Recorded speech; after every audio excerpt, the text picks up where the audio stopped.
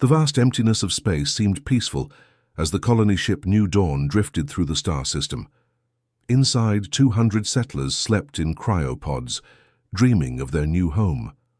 Among them was little Sunmi, just 7 years old, clutching her stuffed rabbit even in deep sleep. Her father, Commander Kim, had promised to join her in 3 months once his military tour ended. The Drac patrol vessels detected the unknown ship entering the outer edges of what they considered their territory. 6 sleek predatory craft surrounded the human vessel, their dark metal hulls absorbing rather than reflecting light from the distant sun.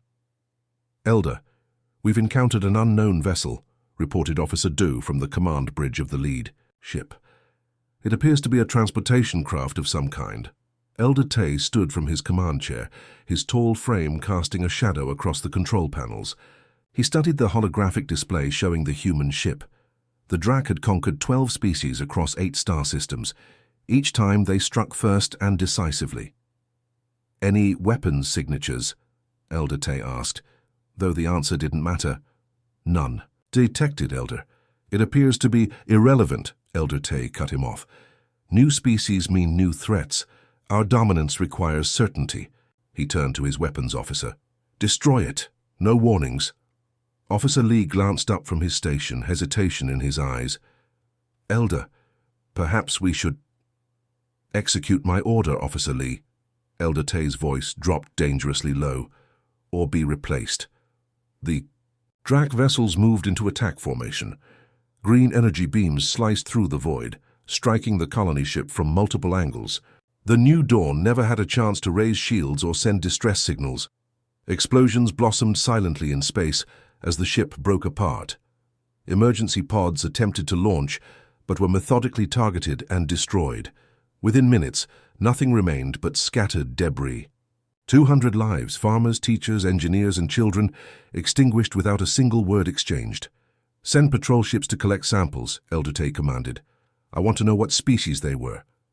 3 weeks later, Commander Kim stood in the darkened briefing room on Earth as Admiral Han delivered the news. The wall screen showed recovered debris with clear human markings. "The New Dawn was destroyed 3 weeks ago at the edge of the Centauri system," Admiral Han said, her voice steady but grave. "We recovered fragments of the ship and remains, sufficient to identify what happened." Commander Kim stared straight ahead, his face a mask of stone. "And my daughter?" The Admiral's professional demeanor cracked slightly. "I'm sorry, Commander. There were no survivors." The room fell silent. 20 high-ranking military officers sat motionless, watching their colleague absorb the unthinkable. Commander Kim nodded once, then asked, "Who?" "An unknown alien species we've now identified as the Drac," replied the Admiral. "Based on recovered data buoys and fragments of the ship's final transmissions, they attacked without warning or provocation." "How many ships?" asked General Song from across the table. 6 vessels, heavily armed but not significantly beyond our technological capabilities. Commander Kim finally spoke again, his voice unnervingly calm. "They killed 200 civilians, 43 children." He looked up at the Admiral. "What's our response?" Admiral Han nodded to her aide, who distributed tablets to everyone present. "This is not a retaliatory strike. This is not a punitive action." Her eyes swept the room. "This will be the most thoroughly planned first contact response in human history." Screens lit up around the room, showing deployment plans, ship movements, and strategic objectives. "The Drac rule through fear," continued the Admiral. "They've conquered multiple species using the same pattern. Strike first, overwhelm with terror, accept surrender. They've never encountered humans before." She paused. "They've never encountered a species that, when faced with the death of its children, responds not with fear, but with absolute resolve." Commander Kim studied the tactical plans on his screen. No rushed vengeance, no emotional outbursts, just meticulous, careful preparation to ensure complete success. "We'll need 3 weeks to position our forces," General Song noted. "Take 4, replied the Admiral. "We do this right." As the briefing continued, Commander Kim opened a small holographic display on his tablet. His daughter Soon Mi smiled back at him, her front tooth missing, her stuffed rabbit clutched tightly in her arms. He stared at it for 5 seconds before closing the image and returning to the battle plans. On their homeworld, the Drac celebrated another victory. Elder Tay addressed the High Council. Another potential threat eliminated. We maintain our dominance through decisive action. None of the council members contradicted him. The Drac way had proven successful for centuries. Unknown to them, across the stars, humanity was preparing a response unlike anything they had ever encountered. Not a chaotic, emotional retaliation, but something far more terrifying. Methodical, calculated, and absolutely determined justice. Earth did not panic. Earth did not rush. Earth prepared. Elder Tay stood before the massive view screen in the Drac Command Center, his scaled fingers tapping impatiently against the polished obsidian table. The star chart showed a small human outpost at the edge of the Rigel system, barely, defended and perfect, for the next demonstration of Drac power. This species calls themselves humans, reported Science Officer Han, displaying biological data collected from the destroyed colony ship. They appear physically weaker than our warriors. Their technology is comparable but not superior to ours. Elder Tay nodded with satisfaction. Perfect. We will follow our standard protocol, send demands for their surrender and resource tributes. When they hesitate, we strike and break their will. The Drac fleet, 12 warships strong, moved into position around the human mining outpost. 500 workers lived there, extracting rare minerals from an asteroid belt. The outpost's defenses were minimal, just enough to handle small pirate threats, not a full Drac battle group. Transmission ready, Elder, announced Communications Officer Jin. Send it, ordered Tay, leaning back in his command chair. The message was the same one they had sent to a dozen species before. Immediate surrender, transfer of all resources, and acceptance of Drac authority, or face complete destruction. The Drac had honed this approach over generations. Strike fast, strike hard, and offer terms that made surrender the only logical choice. Fear was their most effective weapon. The response came quicker than expected. No diplomatic waffling, no pleading for terms, just 7 words that appeared on the main screen. You have killed our children. Prepare yourselves.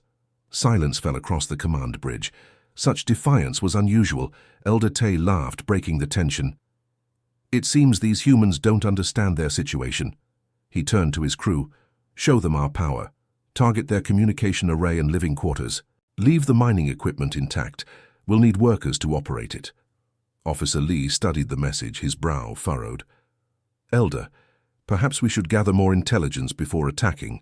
This response is unusual. Are you questioning my command? Elder Tay's voice dropped dangerously low. Lee lowered his eyes. No, Elder. Preparing weapon systems.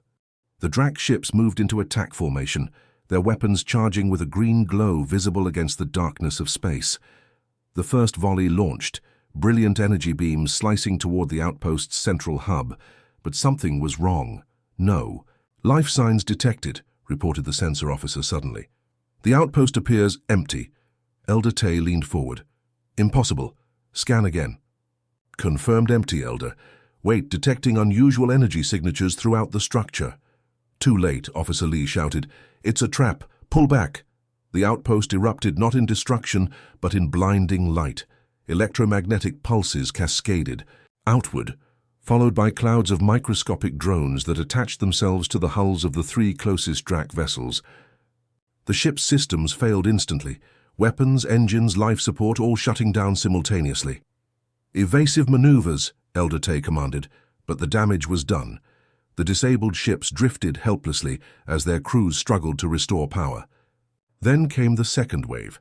Not an attack, but a broadcast that somehow penetrated even the emergency systems of the Drac vessels. On every screen, in every helmet display, appeared the face of an older human male.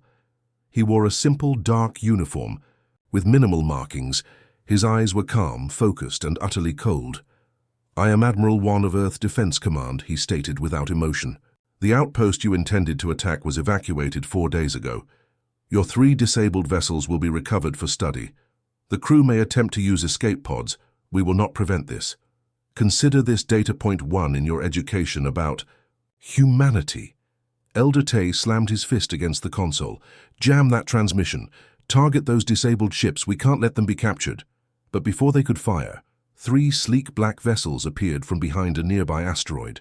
They moved with impossible speed, attaching to the disabled Drac ships and vanishing with them in bursts of blue light. "They've taken our ships," whispered an officer in disbelief, "with our people still aboard." The remaining Drac vessels regrouped, scanning desperately for the human ships, but found nothing. It was as if they had never been there. Back on the Drac homeworld, the High Council received Elder Tay's report with growing concern. "They knew we were coming," Elder Tay admitted. "They set a trap and took 3 of our ships intact." Council member Go, the oldest among them, leaned forward. "In 12 conquests, we have never seen this response. No panic, no desperate defense, no emotional retaliation." "They are still inferior," Elder Tay insisted. "This was merely a clever trick. Our main fleet will crush them." "And what of their message?" asked Council member Yun. "About their children?" "Empty." "Threats," Elder Tay dismissed. "Every species values their young. Only we have the resolve to do what is necessary." As the council debated, Officer Lee requested permission to speak. "I've analyzed their response pattern," he said carefully. "They didn't just evacuate, they planned this encounter. They wanted us to attack. They sacrificed an entire outpost just to study our tactics and capture our technology." Elder Tay scoffed. "And this concerns you?" "Yes, Elder," Lee replied. "Because it suggests they are not acting from fear or anger. They are methodical. The humans we killed, they were colonists. Families." He paused. "I believe we may have miscalculated in destroying their ship without warning." "Noted, Elder," Tay said coldly. "Now prepare the fleet. We will strike their main settlement in this sector and end this quickly." As the meeting adjourned, Officer Lee lingered, studying the recovered human message.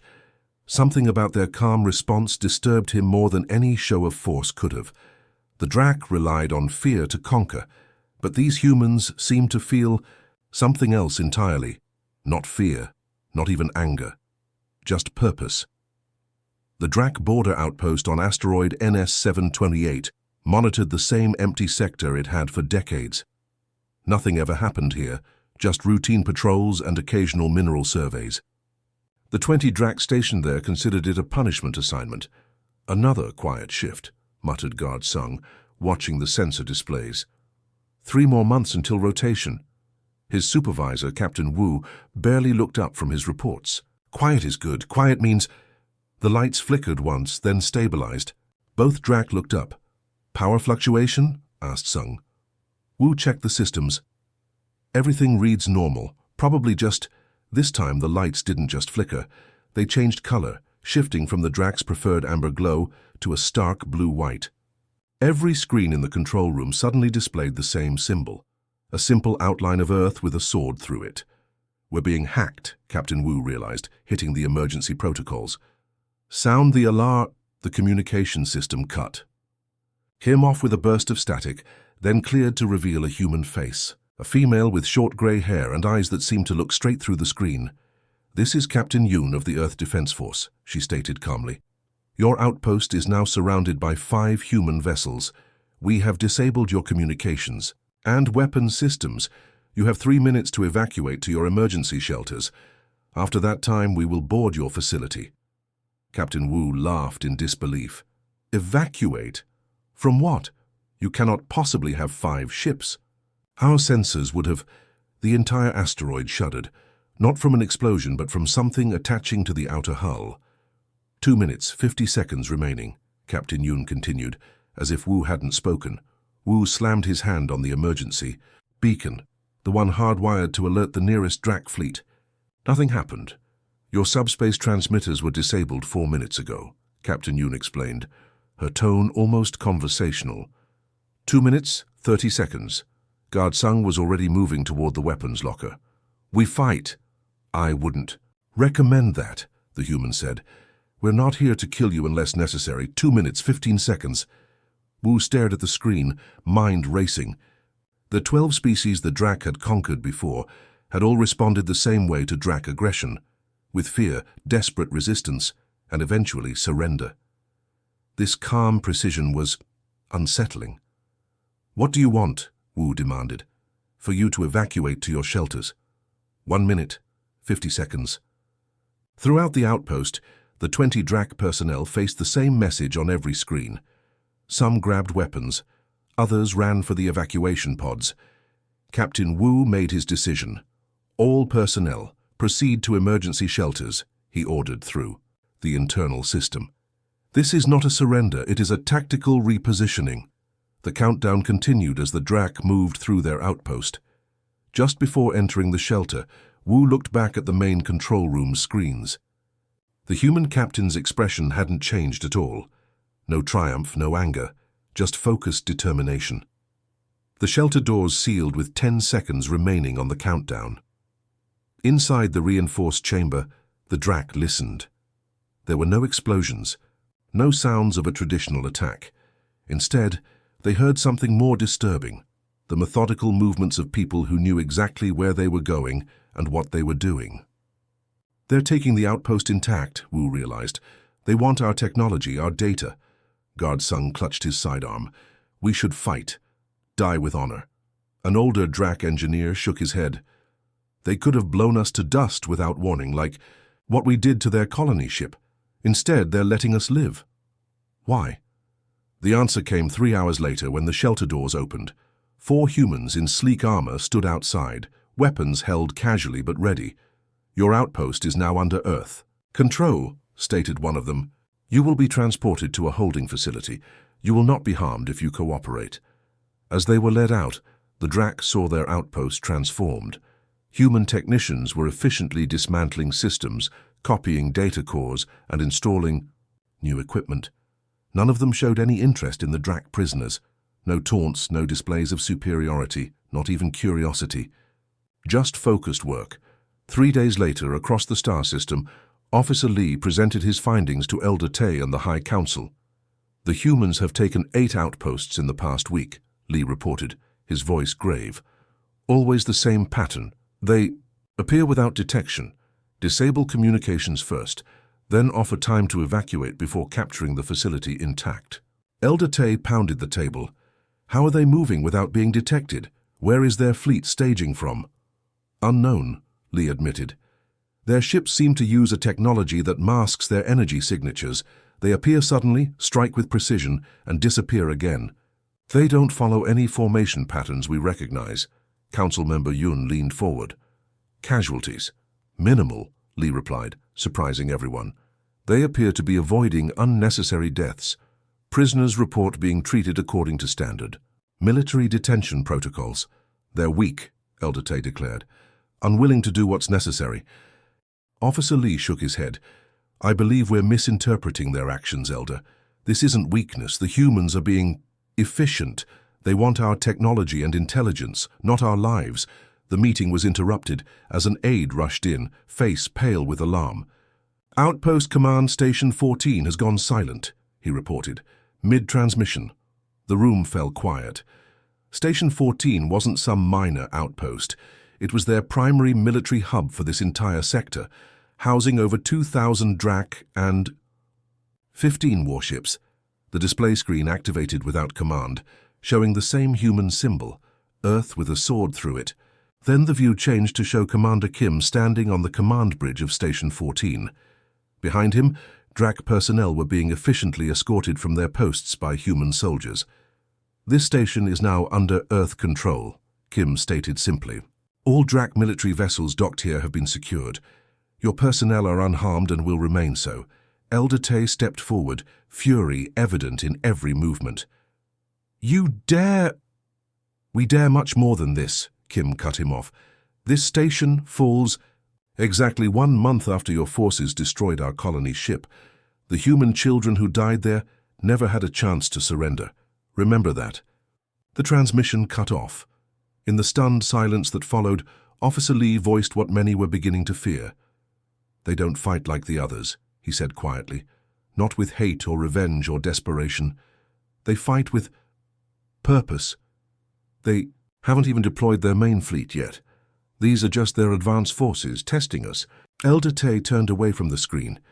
But not before Lee caught something unfamiliar in the elder's eyes, the first flicker of doubt. The Retribution drifted silently through the Drac home system, its advanced stealth technology rendering it invisible to even the most sophisticated detection grids. The ship's black hull absorbed all sensor probes, while its cooling systems masked any heat signature. For all practical purposes, it didn't exist. On the bridge, Captain Park stood with hands clasped behind his back, watching the main view screen as they passed within 1,000 kilometers of a Drac defense platform. The massive weapon station, bristling with cannons that could vaporize a conventional warship in seconds, remained dormant. Its sensors swept right past the Retribution without registering anything unusual. "Maintain course," Park ordered quietly. "Take us closer to the inner planets." His crew worked in near silence, each movement precise and economical. They had trained for this mission for weeks, studying Drac patterns and technology. The Retribution was the most advanced vessel in the human fleet, a prototype equipped with technology specifically designed to counter Drac systems. "Sir," his navigation officer spoke up, "we're approaching the third planet. Population centers detected." The view screen shifted to show a rust-colored world with sprawling cities connected by intricate transportation networks. The Drac homeworld. "Begin." "Passive scans," Park ordered. "Record everything." As the Retribution settled into a high orbit, the crew began their real mission, not destruction but intelligence gathering. They mapped defense systems, monitored communication patterns, and studied the planet's infrastructure. Most importantly, they listened. Meanwhile, on the planet below, Officer Lee walked through the Grand Archive, a massive library containing the military history of the Drac people. As a mid-level intelligence officer, he normally wouldn't have clearance for the historical battle records he was accessing, but the current crisis had opened many doors. "Searching for patterns," he explained when questioned by the archive guardian. "Something to help us understand these humans." The guardian nodded and left him to his work. Everyone was trying to make sense of the unprecedented situation. 3. Drac fleets had been neutralized in the past 2 weeks, their ships captured rather than destroyed, their crews detained rather than killed. The humans were advancing with methodical precision, taking strategic points without engaging in unnecessary battles. Lee brought up reports from the 12 previous species the Drac had conquered. Each followed a similar pattern: initial resistance, then panic and disorganization when faced with overwhelming Drac force, and finally surrender. The humans were different. They hadn't panicked. They hadn't made emotional mistakes. They acted with cold, calculated purpose. His research led him to biological studies of the species they had encountered. He noted something interesting. Humans had an unusually long developmental period for their young. Unlike Drac children, who were self-sufficient within 2 years, human children required protection and education for nearly 2 decades. "That explains their reaction," Lee murmured to himself. "We killed their children." For the Drac, children were simply the next generation, important for species continuity, but not particularly valued as individuals until they proved themselves. The death of children was unfortunate, but not especially tragic. By contrast, the human data suggested an extraordinary investment in each child. Their entire social structure seemed built around protecting and nurturing their young. Lee gathered his findings and requested an emergency meeting with the High Council. To his surprise, it was granted. Above the planet, Captain Park received an encrypted transmission from Earth Command. "Phase 2 is authorized," came Admiral Han's voice. "You may proceed." Park acknowledged the order, then turned to his crew. "Prepare the packages. Target their primary defense grid nodes, but avoid population centers." "Avoiding civilian casualties, sir?" asked his weapons officer. Park nodded. "Those are our orders. We're not here for vengeance. We're here to end their ability to threaten others." Elsewhere in the system, the main human fleet had arrived, 50 ships emerging from jump points beyond the Drac detection network. They moved in formation toward the outer planets, making no attempt to hide their presence now. In the High Council chamber, Officer Lee presented his findings to a room increasingly divided between those who still believed in Drac superiority and those growing concerned about the human threat. These humans have a fundamental difference in their value system, Lee explained, displaying the data he had gathered. The children we killed on their colony ship weren't just casualties to them. They were sacred, Elder Tay scoffed. Sentimental weakness. Their emotional attachment to their young makes them vulnerable, not strong. With respect, Elder, Lee countered, their response has been anything but emotional. They are executing a carefully planned strategy. He brought up a holographic map showing Drac territory, with red markers indicating captured outposts and neutralized fleets. They're systematically dismantling our military infrastructure while avoiding civilian targets. Our main fleet will crush them, Elder Tay insisted. We have superior numbers. Before Lee could respond, the chamber's emergency system activated. The Chief of Planetary Defense appeared on the main screen, his expression grave. Multiple human vessels detected approaching the outer planets, he reported. And something else. We're detecting failures in our defense grid. Outposts going dark across the system. Elder Tay rose from his seat. Launch all available ships. Target their fleet. There's more, the defense chief continued. We've detected a transmission being broadcast across all channels, overriding our communication systems. The screen shifted to show a human face. Captain Park sitting calmly on the bridge of his ship. This is Captain Park of the Earth Defense Force vessel Retribution, he stated. We are currently in orbit around your homeworld. Your primary defense grid has been disabled. Your communication network is under our control. Your fleet movements are being tracked. Gasps and murmurs filled the council chamber. Impossible, Elder Tay shouted. No ship could penetrate our defenses. Park continued as if he hadn't heard. We are not here to destroy your civilization. We are here to ensure you never threaten another species again. His expression remained neutral, professional. Your ships will power down and remain in orbit. Any vessel attempting to launch weapons will be disabled. The screen split to show footage of Drac outposts throughout the system being systematically shut down, not destroyed, but rendered inoperable by small devices attached to their power. Course. How long have they been in our system? Whispered a council member. Days, Lee realized. Maybe longer. They mapped everything before revealing themselves. As if confirming Lee's assessment, Park added, We have studied your society. We understand your hierarchy. We know your tactics. We have chosen not to respond as you expected. The transmission ended, leaving the council in stunned silence. Elder Tay turned to Lee, rage and disbelief warring on his face. How? How did they do this without detection? Lee looked at the frozen image of the human captain on the screen.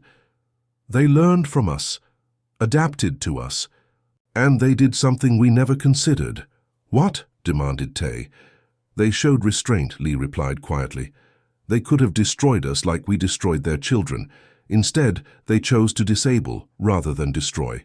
And that makes them more dangerous than any enemy we've ever faced. Outside, the sky above the Drac homeworld filled with human ships, not raining down destruction, but establishing an unbreakable blockade. The message was clear. The era of Drac expansion through fear was over. The Great Hall of Leadership on the Drac homeworld had never been so quiet. Thousands of Drac officials from across their empire had gathered, summoned by urgent messages they couldn't ignore. The massive screens that normally displayed military victories now showed something unexpected. A complete map of their territory with human ships positioned at every strategic location. Not attacking, just waiting. Elder Tay paced the elevated platform, his ceremonial armor unable to hide his agitation. The council members sat behind him, their usual confidence replaced by uncertain glances and whispered conversations. They cannot maintain this blockade forever, Tay insisted to the assembled leaders. Their resources will strain, their resolve will weaken. We need only wait. From his position near the side entrance, Officer Lee watched the elders' desperate attempts to maintain control. Lee had spent the past 3 days showing key military commanders the evidence he had gathered, about the humans, about their capabilities, and about the truth of what had happened to their colony ship. The main doors of the hall opened, and a group of Drac military officers entered, led by Fleet Commander Juan, the most respected military leader in the Empire. Juan walked straight to the center of the hall, ignoring Elder Tay's glare. "The humans have requested to address all Drac worlds," Juan announced. "They have demonstrated their ability to override our communications at will, but they are requesting permission instead." "Denied," Elder Tay shouted. "We will not give them a platform for their demands." Juan turned slowly to face the Elder. "This was not a request for your permission, Elder Tay. It was a courtesy notification. I have already authorized the transmission." Before Tay could respond, the screens throughout the hall changed. The face of Commander Kim appeared, his expression solemn but composed. Similar screens activated across every Drac settlement, ship and outpost throughout their territory. "I am Commander Kim of the Earth Defense Force," he began without preamble. "You know us as the humans whose colony ship. Your forces destroyed without warning 5 weeks ago." The hall fell silent, every Drac watching. "That ship carried 200 civilians, farmers, teachers, engineers. It also carried 43 children." Kim's voice remained steady, but something in his eyes hardened. "One of those children was my daughter, Sunmi. She was 7 years old." For the first time, many Dracs saw an image of the human child appear next to Kim on the screen, a small female with bright eyes and a missing front tooth, clutching some kind of stuffed animal. "Your leaders believed that destroying our ship would protect your empire from a potential threat.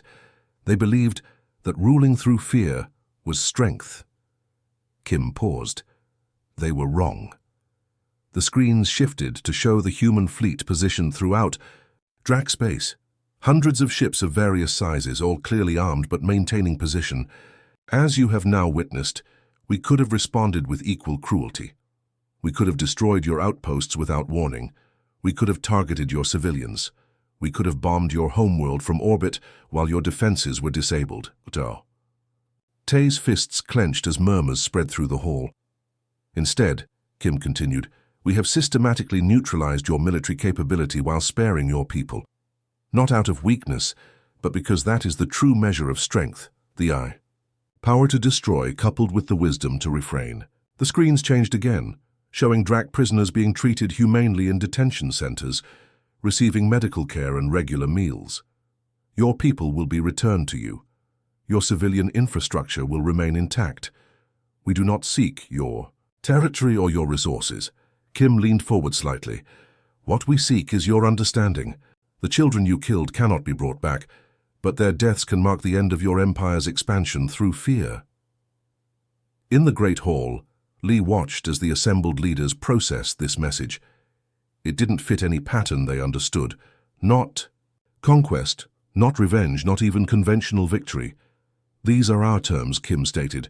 "First, the Drac Empire will withdraw from all conquered territories and establish a diplomatic council with representatives from each species.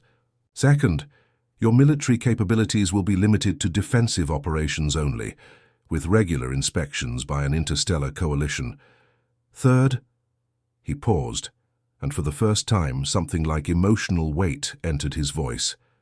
"Third, you will establish a memorial on your homeworld for the children who died on our colony ship, as a permanent reminder of the consequences of ruling through fear." Elder Tay lunged toward the communication controls. "Cut this transmission. They cannot dictate terms to the Drac Empire." No one moved to obey. Fleet Commander Juan stepped forward. "The transmission continues, Elder." On the screen, Commander Kim's expression softened slightly. "You have 12 hours to consider these terms. If accepted, we begin immediate withdrawal from your space. If rejected—" He didn't finish the threat. He didn't need to. The transmission ended, leaving the hall in stunned silence.